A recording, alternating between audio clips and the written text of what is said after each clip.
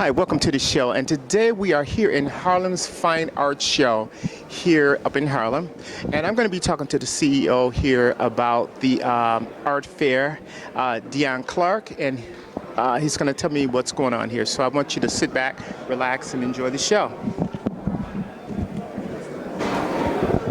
Hi, Mr. Clark, how are you? Oh, I'm doing great. The Harlem Fine Art Show is happy to receive the Eric Jones Show, and it's our pleasure to be aboard. And thank you for coming to our show. Anytime, anytime. So give us a little background on how did this come about? Well, the Harlem Fine Art Show is the largest African diasporic art show that travels throughout the United States. We've been in existence for about 7 years, and the show just keeps growing, and the magnitude and the cultural nutrition that we spread throughout the United States has become very, very impactful. We've been in the New York market, New York City market in particular, for the last 7 years, and our growth in New York has just been kind of phenomenal.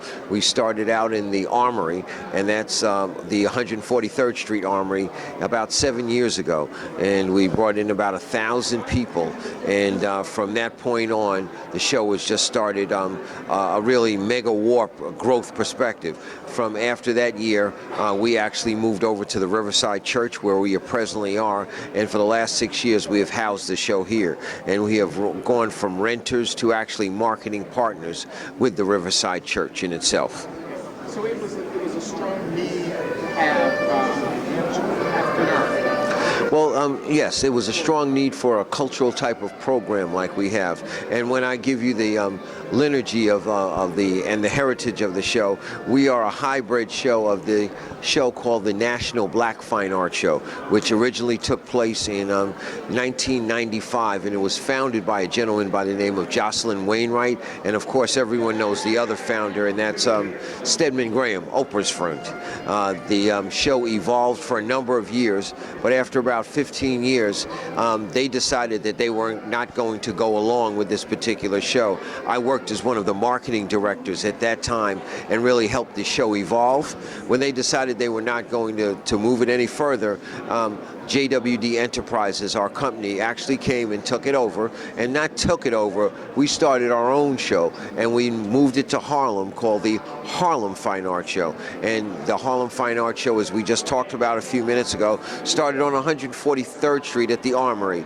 We had about 1,000 people that came to the show, and it was just a great footprint, and we knew that the Harlem Fine Art Show needed to be in Harlem, not just because of the fact that it was the Harlem Fine Art Show, but because of the Renaissance, the Harlem Renaissance, the relationships in terms of art, literature, and all the other components. So we said, okay, let's build it here, and let's build it strong. So we came and we partnered with the Riverside Church, and right now we bring in 15,000 people over a 4-day period of progressive types of opportunities, and more than anything else, we house over 80 artists in galleries throughout the United States, and we empower them. We empower them in a great particular manner because we charge some of the lowest booth rates in the world, so our artists will be able to come and sell their wares. We developed a persona where our artists get the opportunity, and galleries get the opportunity, to meet and be greeted. They get the opportunity to discuss their works.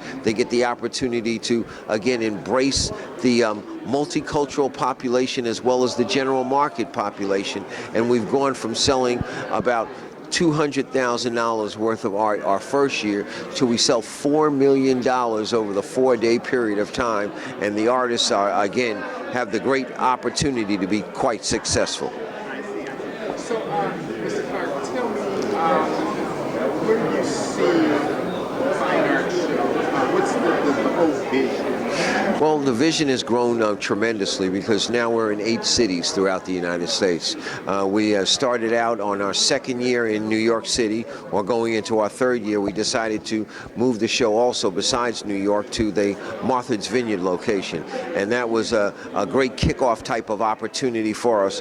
We were there during the same time period that the president, our president, President Obama, was there. And we started to, again, grow in leaps and bounds because we took on a new national type type of presence. And that particular presence led us to Chicago. It led us to Washington, D.C. It led us to Atlanta, Georgia. It led us to Houston, Texas. And again, the show was just growing, growing, and growing. So we're in all of those markets. We are in Houston, Texas also. And last but not least, in 2016, the show will be going to the Bahamas, because they all say it's better in the Bahamas, right? So that is our growth perspective. And in 2017, we are expected to be in Paris, London, as well as all of the 7 cities that we expressed, and we are continuing our growth perspective. And the same component where we are in each city for 4 days, and during those 4 days, we actually have a major opening night where we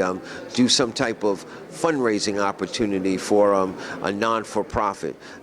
Second day is always Youth Empowerment Day, where we empower our youth, and we open up the show for free from 9 o'clock in the morning till 3 o'clock in the afternoon. The kids use it as a school trip type of component.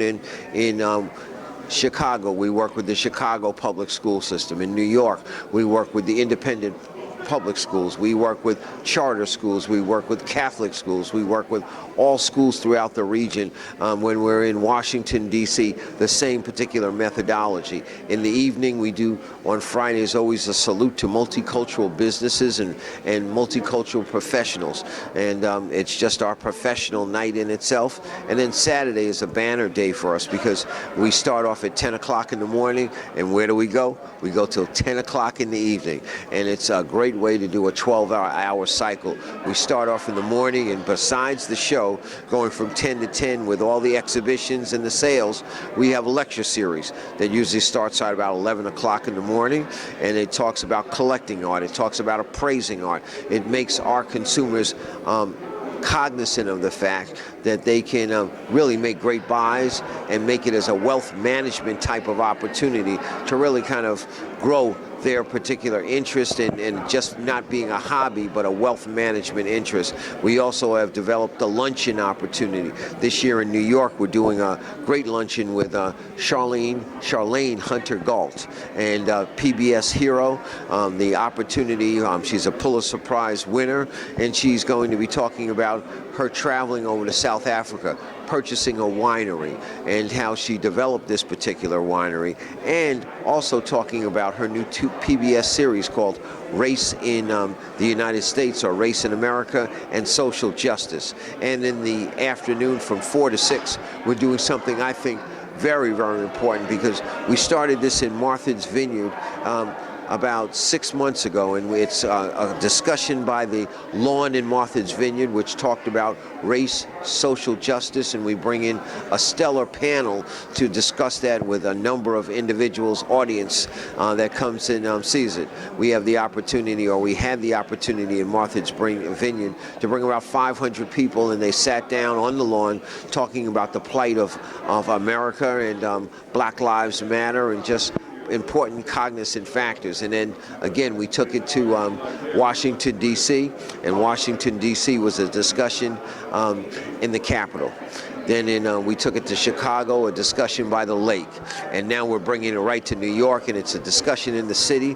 Charlene Hunter-Galt will be, again, discussing race relations. We have Mr. Mohammed from the Schonberg. We have Reverend Forbes from Riverside Church. We have a number of people from Black Lives Matter, and they'll all be discussing the plight of America and some of the positive things that we can do in our community. And this series will evolve for 2016 into all of our markets also.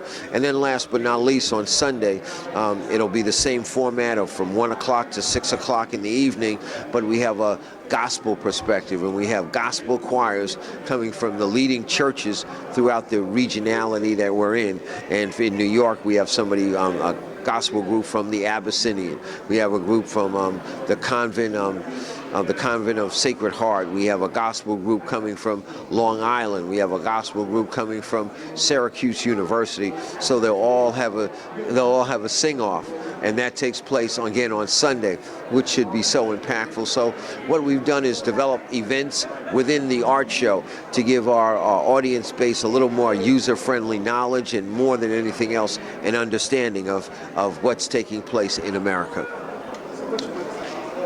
Pardon me?